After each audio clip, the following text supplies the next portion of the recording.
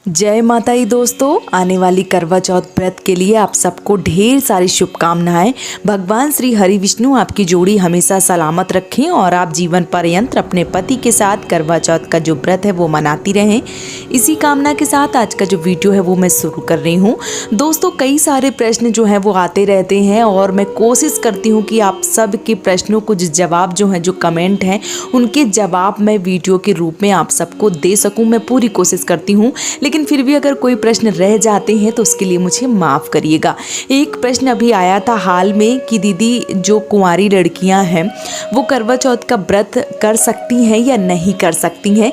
तो मैंने सोचा चलिए उनके इस कमेंट का जवाब जो है वो दे दिया जाए। और बहुत सारी हमारी बहनें जो हैं वो करवा चौथ का व्रत रखना चाहती हैं, कुंवारी लड़कियाँ जो हैं जो व्रत रखना चाहती हैं, तो इस वीडियो को देख के उन्हें भी बहुत ही ज़्यादा आसानी जो है वो हो जाएगी और वो सही जानकारी जो है वो उनको मिल पाएगी जो उनको ज़रूरत है। तो चलिए जान लेते हैं कि कुंवारी लड़कियां जो हैं, जो भी हमारी बहनें हैं जिनकी शादी नहीं हुई है, क्या वो करवा चौथ का व्रत जो है वो कर सकती हैं या नहीं कर सकती हैं, और क्यों नहीं कर सकती हैं, और कर सकती हैं तो किस हालात में कर सकती हैं। सारा कुछ बहुत ही डिटेल से बता दूंगी ताकि आपको बहुत ही अच्छे से समझ में आ जाए। करवा चौथ का व्रत जो है वो वैसे तो सुहागन स्त्रियां रखती हैं अपने 16 श्रृंगार करके, और वो पूरा दिन भूखा प्यासा निर्जला जो व्रत है, निराजली, वो किया जाता है। शाम को चंद्रदेव के दर्शन करने के बाद में अपने पति के हाथों से पानी पीकर करवा चौथ का जो व्रत है वो करती हैं। लेकिन अभी क्या है, बहुत सारी लड़कियां जो है वो भी करवा चौथ का व्रत जो है वो करना चाहती हैं। तो देखिए, जैसे मैंने बता दिया, वैसे तो शादीशुदा जो औरतें हैं, जो महिलाएं हैं, जो भी बहनें हैं वो व्रत करती हैं।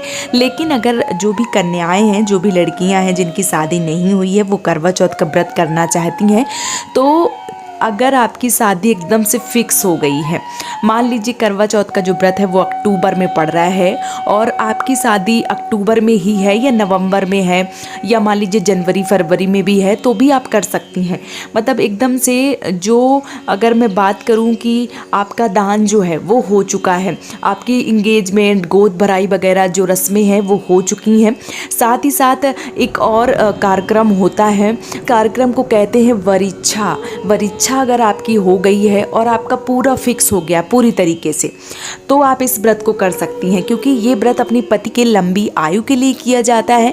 इसलिए इस व्रत को तभी करें जब आपका सारा कार्य जो है वो पूर्ण हो रहा हो। मान लीजिए कि आपकी शादी एकदम से फिक्स हो गई है, सब कुछ बहुत अच्छा है, शादी बस होने ही वाली है, आप उनको पति के रूप में, जो भी आपकी इंगेजमेंट हुई है जिनके साथ में, उनको आप अपने पति के रूप में मान चुकी हैं, तो आप इस व्रत को कर सकती हैं। बेशक आप इस व्रत को कर सकती हैं, कोई भी दिक्कत जो है वो नहीं होगी।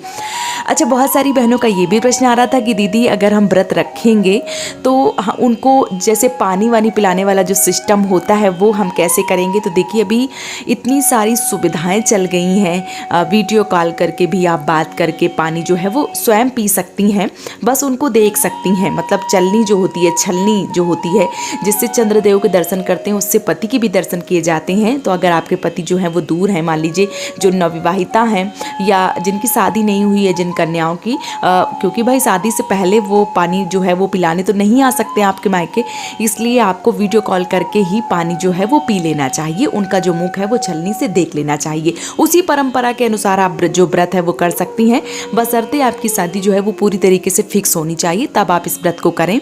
ऐसे ही मनोरंजन के लिए आप ये व्रत जो है वो बिल्कुल भी ना करें, क्योंकि कई बार क्या होता है, बहुत सारे चीज़ें जो है वो हम मजाक के तौर पे लेते हैं, तो हर चीज़ों को मजाक लेना ठीक नहीं होता है। इसलिए अगर आपका सारा सिस्टम, सारा कार्यक्रम एकदम से पूर्ण हो गया है, तब आप इस व्रत को कर सकती हैं। अच्छा, इस साल की अगर मैं बात करूं, बहुत सारे ये भी प्रश्न आ रहे हैं कि दीदी इस साल व्रत कर सकते हैं कि नहीं कर सकते हैं। तो इस साल 2 महीने के लिए शुक्वा जो है वो डूब रहे हैं, और जब शुक्वा डूबते हैं, जब शुक्र ग्रह जो हैं वो डूब जाते हैं, तो कोई भी शुभ कार्य जो है वो नहीं किया जाता है। और इस साल जो शुक्वा है वो डूब रहे हैं, अभी सितंबर से डूबेंगे जाएंगे और नवंबर में जो सुकवा है वो फिर से वापस से आएंगे। तो 2 महीने के लिए कोई भी शुभ कार्य जो है वो नहीं किए जाते हैं। ऐसे में आप अपने घर के जो भी बड़े बुजुर्ग हैं उनसे एक बार राय ले लीजिए। अगर वो बोलते हैं कि नहीं आप व्रत जो है वो कर सकते हैं तो आप रख लीजिए, नहीं तो अगर आपका सारा कुछ फिक्स हो गया है तो अगली साल पूरी विधि विधान से आप 16 सिंगार करके सिंदूर लगा के करवा चौथ का व्रत करना और बिछिया पहन के, वो एक अलग ही हो जाता है अनोखा रूप। तो अगर आप चाहें तो आप कर भी सकती हैं। आपके बड़े बुजुर्ग आपको अगर परमिशन देते हैं सुकवा डूबने के बाद कि आप कर सकती हैं तो आप बेशक कर सकती हैं। और अगर बोलते हैं कि नहीं इस समय अशुभ माना गया है तो आप बिल्कुल मत कीजिए, जब आपकी शादी हो जाए तब आप कीजिए। वैसे अगर सिस्टम जो है मान लीजिए जैसे आपकी इंगेजमेंट गोद भराई वगैरह हो गई है, बरीक्षा वगैरह, तो आप इस व्रत को कर सकती हैं, करने में कोई भी दो राय नहीं है।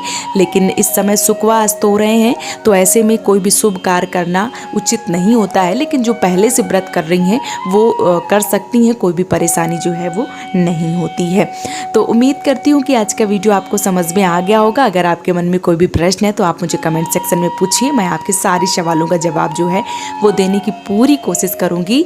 आप सबको एक बार फिर से करवा चौथ व्रत के लिए ढेर सारी शुभकामनाएं। आपके और आपके पति के बीच में जो प्रेम है वो हमेशा बना रहे, इसी कामना के साथ आज का जो वीडियो है वो मैं समाप्त कर रही हूँ दोस्तों। जय माता दी।